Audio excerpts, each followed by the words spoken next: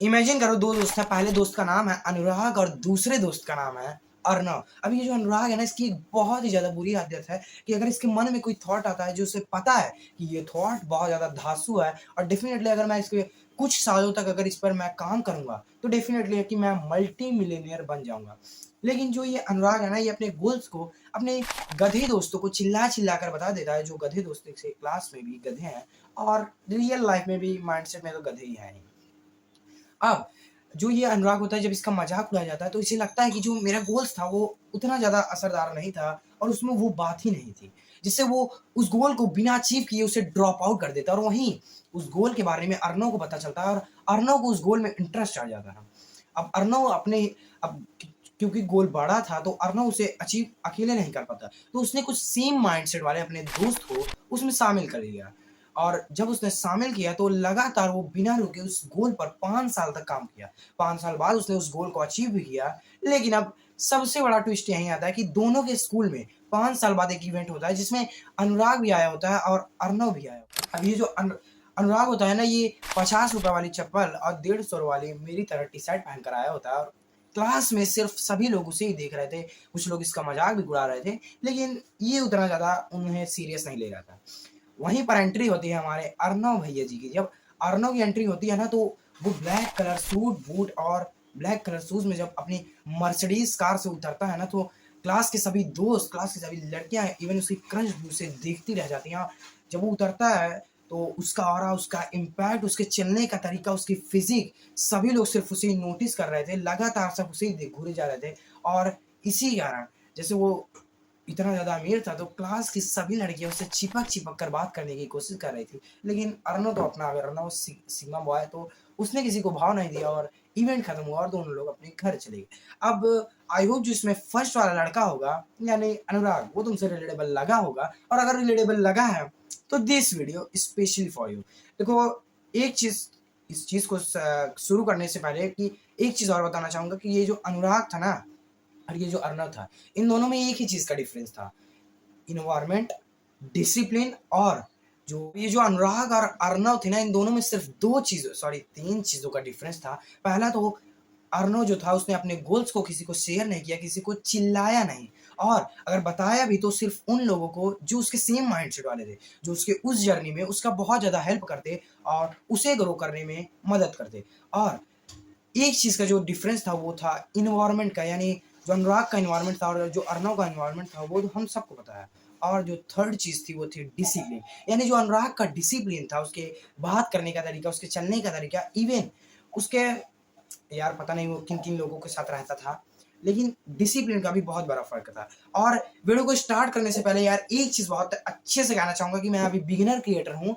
अगर तुम्हें विश्वास नहीं होता तो मेरी प्रोफ़ाइल चेक कर लो, जिसमें मुझे वीडियो बनाने से ज़्यादा उसे एडिट करने में बहुत ज़्यादा समय लगता है। अगर तुम एक कंटेंट क्रिएटर हो, तो तुम मेरे दुःख को अच्छे से समझ रहे होगे और तुम मेरे दुःख को समझ रहे हो, तो इस वीडियो को लाइक और सब्सक्राइब कर देना, क्योंकि जब तुम लाइक और सब्सक्राइब करते हो, तो यूट्यूब एक चीज़ बहुत अच्छे से समझता है कि तुम्हें इसी तरह की और इन्फॉर्मेटिव वीडियोज़ चाहिए, ना कि तुम्हारे दोस्त की तरह ऑर्केस्ट्रा, वो अनुराग की ऑर्केस्ट्रा वाली वीडियोज़। वेल, अगर तुम्हें अनुराग जैसी ऑर्केस्ट्रा की वीडियोज़ देखनी है और अपने गोल्स को दूसरों को चिल्ला-चिल्ला कर बताना है, तो अपनी इस वीडियो को स्किप करके चले जाओ। और अगर तुम्हें कमबैक करना है, लगभग 21 डेज़ तक चैलेंज करना है मेरे साथ, तो इस वीडियो को लास्ट तक देखना। देखो, अभी मेरा गला बैठा है तो मैं थोड़ा धीरे-धीरे बोल रहा हूँ। बाकी अब without wasting any time, let's start this mastermind वाला chapter. Chapter number first, 21 days of monk mode. देखो, एक बहुत ही ज़्यादा तुमने इंटरनेट पे हर वीडियोज़ में, इवन मैंने भी देखा है कि तुमने भी डिसिप्लिन के नाम पर एक चीज़ नोटिस की होगी कि अगर तुम किसी चीज़ को, किसी हैबिट को 21 डेज़ तक फॉलो करते हो, तो वो तुम्हारी एक हैबिट बन जाती है। लेकिन मेरे दोस्त, ये आधा-अधूरा सच है। तुम्हें 21 डेज़ तक किस तरह से अपने आप को आग में झोंकना है, वो तुम्हें मैं इस वीडियो में बताऊँगा। तो इस वीडियो को थोड़ा ध्यान से देखना, क्योंकि ये वीडियो तुम्हारी लाइफ़ का सबसे बड़ा टर्निंग पॉइंट बन सकता है। वेल, जितने लोग भी इस वीडियो को बिना स्किप किए यहाँ तक देखे हैं, तो उनके लिए एक बहुत ही अच्छा चीट कोड है जिसका नाम है रेडी। अगर तुम 21 डेज़ मॉन्क मोड चैलेंज के लिए रेडी हो, तो ये लिखना। देखो, मॉन्क मोड का मतलब ये नहीं है कि तुम्हें जंगलों में जाकर तपस्या करनी है और 10-12 साल बाद भोलेनाथ तुम्हारे मन में आएँगे और तुम्हें कोई वरदान देंगे, जिससे तुम उस वरदान से किसी को भी छू लोगे तो वो राख में बदल जाएगी, या फिर किसी भी चीज़ को छू लोगे वो सोने में बदल जाएगी, या फिर तुम्हें कोई ऐसा वरदान मिल जाएगा जिससे कि तुम्हारी बहुत ज़्यादा मज़े-मज़े हो जाएगी। ऐसा कुछ नहीं होने वाला है। तुम्हें मॉन्क मोड का मतलब ये है कि तुम्हें 21 दिन तक अपने आप को इस तरह रीजनरेट करना है, इस तरह अपने आप को रिप्रोड्यूस करना है। अबे! ये क्या बोल दिया मैंने? देखो ये स्क्रिप्ट में नहीं था, रिप्रोड्यूस नहीं करना है।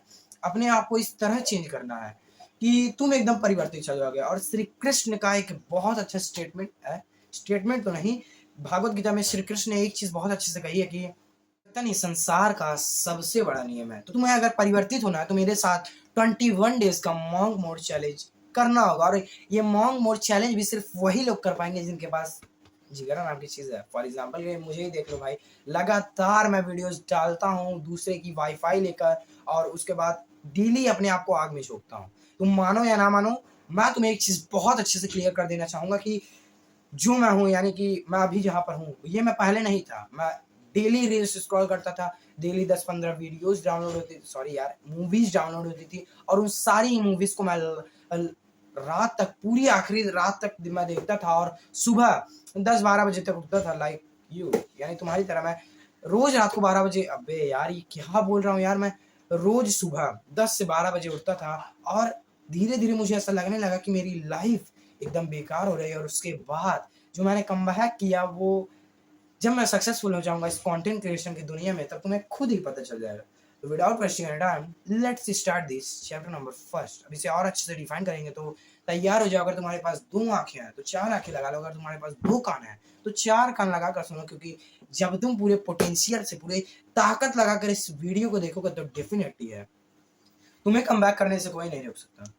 देखो मुझे पता है कि मेरी तरह तुम्हारे अंदर इतना पोटेंशियल नहीं है कि तुम अपने आप को आग में झोंक सको। डेली कंटेंट बनाओ, डेली वाई-फाई से हॉटस्पॉट लेकर, किसी से भी हॉटस्पॉट लेकर अपनी वीडियोज़ को अपलोड करो और उसके बाद डेली घरवालों की डाँट सुनो और फिर भी अपने काम पर अगले दिन अपने काम के लिए फिर से तैयार रहो। फिर अगर तुम्हारे अंदर इतना पोटेंशियल है तो और ज़्यादा अपने आप को झोंक दो और ज़्यादा वर्कआउट करो और जितना हो सके उतनी ज़्यादा मेहनत कर दो, क्योंकि जब तुम मेहनत करते हो तब तुम परिवर्तित होते हो। और श्री कृष्ण ने एक चीज़ बहुत अच्छे से कही है कि परिवर्तन ही संसार का सबसे बड़ा नियम है।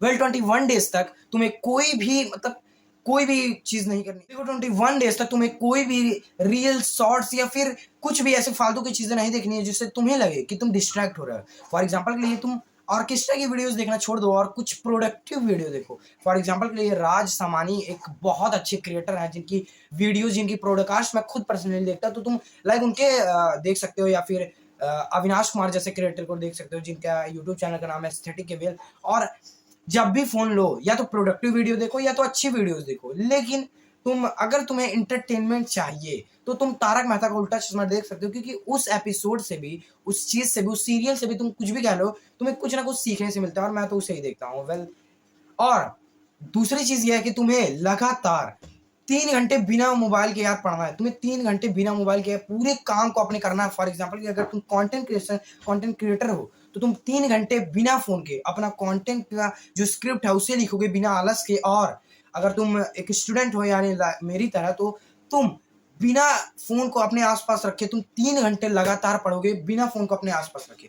और जो थर्ड चीज़ है वो सबसे ज़्यादा खतरनाक है, तो इसे कि तुम रोज़ 30 मिनट फिज़िकल वर्कआउट करोगे और 7 से 8 घंटे की प्रॉपर स्लीप लोगे और फिर से अपने काम को करने के लिए रेडी हो पाओगे। देखो अगर तुम रेडी हो तो कमेंट में एक बार लिख देना रेडी, ताकि मुझे भी पता चले कि मेरी ऑडियंस एकदम फुद्दू ऑडियंस नहीं, एकदम चोमू ऑडियंस भी नहीं, बल्कि मेरी ऑडियंस इतनी ज़्यादा डेंजरस, एकदम मास्टरमाइंड तरीके से लाइक मी, यानी इतनी ज़्यादा वो उनके अंदर पोटेंशियल है कि वो अपने आप को मेरी तरह ही आग में झोंक सकते हैं। यानी जितना ज़्यादा हो सके उतना ज़्यादा अपने आप को झोंक सकते हैं। अगर तुम झोंक सकते हो तो कमेंट में लिख दो यार रेडी। बाकी ज़्यादातर लोग सोचते हैं कि डिसिप्लिन को मेंटेन करने के लिए हमें मोटिवेशन की ज़रूरत पड़ती है, लेकिन मेरे दोस्त ये ट्रुथ है ही नहीं। देखो एक बहुत अच्छे साइकोलॉजिस्ट हैं जिनका नाम है रॉब बाउमेस्टर। इनकी एक बहुत अच्छी रिसर्च है जिसका नाम है ईगो डिप्लेशन। अभी जो ईगो डिप्लेशन है ना, इस स्टडीज़ में ये साबित हुआ है कि तुम्हारा जो विल पावर है वो एक बैटरी की तरह है जो कि सुबह एकदम फुल चार्ज होता है। तो अपनी सुबह को जितना अच्छे से तुम यूज़ कर सकते हो उतना अच्छे से यूज़ कर सको, क्योंकि मैं भी अपनी हर वीडियो में बता कर तुम्हें मर चुका हूँ यार कि सुबह जितना हो सके उतना अपना निकालो, क्या पसीना निकालो यार, क्योंकि जो सुबह तुम अपना निकालते हो क्या पसीना, तो उस टाइम पे तुम्हारा जो सुबह का दिन है ना वो उसी टाइम फिक्स हो जाता है कि तुम कितना ज़्यादा अंत तक, पूरे दिन के अंत तक कितना ज़्यादा प्रोडक्टिव काम करोगे। और एक बहुत एक बहुत बहुत बहुत बहुत फेमस थ्योरी है जिसका मैं खुद पर्सनली यूज करता हूँ, 80-20 रूल। जो तुम्हारे 20% टास्क है ना उसे सुबह ही कर लो, क्योंकि सुबह जो तुम्हारी बैटरी यानी तुम्हारा जो विल पावर होता है वो एकदम फुल होता है। तो तुम अगर कोई काम सुबह करोगे तो तुम उसे पूरी पूरी पूरी पूरी पूरी पूरी तरह तुम्हारा दिमाग जो है उसे एक्सेस कर पाएगा। देखो तुमने भी कभी ना कभी एक चीज नोटिस की होगी कि तुम अगर सुबह पढ़ाई करते हो तो वो चीज तुम्हारे दिमाग में एकदम अच्छे से फिट हो जाती है, जो तुम्हें 10 साल बाद भी याद रहती है। अभी तुम्हें याद रहे या फिर ना रहे, लेकिन तुम्हें याद रहती है, और एग्जाम में भी तुम यही पैटर्न यूज करते हो। उसी तरह अगर तुम अपने दिन की शुरुआत 20% टास्क, जो तुम्हारे सबसे मुश्किल 20% टास्क अगर तुम उससे करो तो तुम्हारे 80% चांस है कि तुम्हारा जो आखिरी जो बचा जो तुम्हारा दिन रहेगा ना वो तुम्हारा सबसे ज्यादा प्रोडक्टिव दिन गुजर सकता है। मे भी हो सकता है, लेकिन मैं ये नहीं मानता, बिकॉज तुम्हारे लिए नहीं मानता यार, क्योंकि मुझे जानता हूँ कि मैं जानता हूँ कि तुम्हारे अंदर उतना पोटेंशियल ही नहीं है कि तुम अपने डिसिप्लिन को इस लेवल तक मेंटेन कर पाओ। और अगर मेंटेन कर सकते हो तो मैं बार बार सिर्फ एक ही चीट कोड बार बार कह रहा हूँ कमेंट में कि रेडी लिख कर दिखाओ। अगर तुम रेडी लिखोगे तो मुझे एक चीज तो कंफर्म हो जाएगी कि तुम मॉक मोड के लिए भी तैयार थे, और अपने डिसिप्लिन को एकदम फाड़ो और अनब्रेकेबल डिसिप्लिन बनाने के लिए भी तुम एकदम राजी हो। वेल अगर तुम राजी हो तो without wasting any time let's start this chapter number 3। Atomic habit एक नाम की बहुत अच्छी बुक है जिसके एक बहुत अच्छे ऑथर हैं जिनका नाम है जेम्स क्लियर। अब इनकी भी एक बहुत अच्छी स्टेटमेंट है जिसका नाम है, ये है वो, environment is invisible hand that shapes human behaviour. यानी मैं आपके अंदर शायद जितना भी डिसिप्लिन कैसे कूट कूट कूट कूट के डाल दूं, लेकिन जब तक तुम अपने इन्वायरमेंट को रिमूव नहीं करना सीख जाओगे ना, फॉर एग्जाम्पल के लिए जब तुम पढ़ाई करने बैठते हो तो तुम्हारे कुछ गधे दोस्त आकर तुम्हें उठाकर खेलने के लिए लेके चले जाते हैं। फिर उसके बाद तुम पढ़ाई करने की कोशिश करते हो और तुम्हारे दिमाग में कुछ घुसता ही नहीं है। फिर बाद में तुम अगले दिन से सोचते हो कि मैं पढ़ाई करूंगा। जब तुम पढ़ाई करते हो तो तुम्हारे स्टडी टेबल पर पानी की जगह फोन रखा हुआ है, तो मेरे दोस्त तुम पढ़ाई कर पाओगे? बिल्कुल नहीं। स्टैनफोर्ड नाम के एक बहुत अच्छे साइकोलॉजिस्ट हैं जिनकी एक बहुत अच्छी रिसर्च है कि अगर आप एक काम को कर रहे हैं और आप उस काम को ना करके दूसरे काम की तरफ जाए तो आपका 10% दिमाग दूसरे काम को, आपका 10% 80% चाहे 90% कह लो, पूरी तरह से उसी तरफ पड़ जाएगा। यानी कि तुम अगर पढ़ रहे हो तुम्हारे बगल में फोन रखा है तो तुम्हारा मन करेगा कि यार थोड़ा सा चला लो। और एक चीज में एक बहुत रिलेटेबल कहानी सुनाता हूँ कि मेरे दोस्त, अगर जैसे तुम्हारा अगर 4G फोन है और अगर तुम्हारा नेट नहीं खत्म है, एक दिन में तुम्हें 2 GB मिलता है, तो अगर तुम्हारा दिमाग है, ये जो तुम्हारा दिमाग है ना, जब तुम अगर अपने बगल में फोन रखोगे, यानी सोने से पहले अगर अपने बगल में तुम फोन रखोगे, तुम्हें याद आएगा कि यार मेरा तो आज 2 GB खत्म ही नहीं हुआ, और तुम उसके बाद रात के 12 बजे तक लगातार फोन चलाओगे। उसके बाद तुम घोड़े बेचकर आराम से सो गए और 10 बजे उठोगे, क्योंकि तुम्हारी मम्मी तो तुम्हें खाना बनाकर खिला ही देंगी। पहले अगर ऐसी सारी चीजें तुम्हारे अंदर हैं और अगर तुम्हें ये चीज रिलेटेबल लगी है तो तुम बहुत बड़े लूप में हो और तुम ऐसी चीज में फंसे हो जिस चीज से साथ तुम्हें जितना जल्दी हो सके उतना जल्दी मूव ऑन कर देना चाहिए। फिर अगर तुम्हें मूव ऑन करना है तो अब मैं तुम्हें एक बहुत ही ज्यादा इंटरेस्टिंग चीज बताता हूँ कि अपने इन्वायरमेंट को जितने अच्छे से हो सके रिमूव करना हो उतने अच्छे से रिमूव करो। अपने इन्वायरमेंट को अगर तुम क्लीन नहीं कर पा रहे हो, रिमूव नहीं कर पा रहे हो, तो उसे रिप्लेस करना सीखो। फॉर एग्जाम्पल के लिए मैं फोन सुबह उठते ही और रात को सोने से पहले तो डेफिनेटली चलाता था, जिसको मैंने बहुत अच्छे तरीके से रिप्लेस किया है हनुमान चालीसा नाम की एक ग्रंथ है। मैं सोने से पहले भी हनुमान चालीसा पढ़ता हूँ और सुबह उठते ही तुरंत पढ़ता हूँ, जिससे एक चीज तो बहुत अच्छे से रिप्लेस हुई है कि जहां मैं फोन टच करता था उसकी जगह मैं हनुमान चालीसा सुबह उठते ही पढ़ता हूँ। जब मैं पढ़ता हूँ और पढ़ने के बाद जब मैं थोड़ा वर्कआउट करता हूँ तो इससे तो मेरे अंदर का जो ऑरा होता है, मेरे अंदर की जो एनर्जी होती है वो खुलकर बाहर आती है। और साइंस के स्टडी में पाया गया कि आग आप अपने इन्वायरमेंट को अगर रिमूव नहीं कर पा रहे तो उसे रिप्लेस करें, क्योंकि अगर रिप्लेस तुम करोगे और जितना जल्दी रिप्लेस करोगे उतना जल्दी तुम्हारे लिए अच्छा होगा। क्योंकि ये जो तुम्हारी उम्र है ना, ये सिर्फ तुम्हारे प्रोडक्टिवनेस की है, यानी कि तुम इस पे जितना ज्यादा अपना लगा सकते हो, जितना ज्यादा अपने आप को झोंक सकते हो, जितना ज्यादा तरीके अच्छे तरीके से अपने आप को कर सकते हो उतने अच्छे तरीके से तुम अपने आप को झोंको। क्योंकि आने वाले कुछ साल में तुम्हें अंदर से कुछ लगेगा कि यार काश मैंने उस टाइम पे मेहनत की होती, काश तो मैंने उस टाइम पे मेहनत की होती तो आज मैं कहीं और होता।